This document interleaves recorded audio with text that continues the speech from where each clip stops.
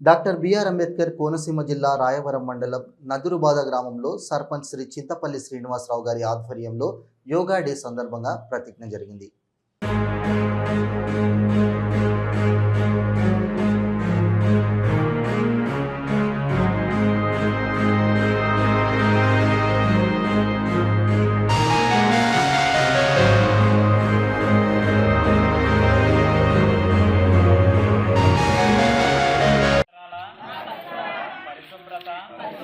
మరియు యోగాంధ్ర వృద్ధి కొరకు ప్రతిరోజు కొంత సమయం కేటాయిస్తానని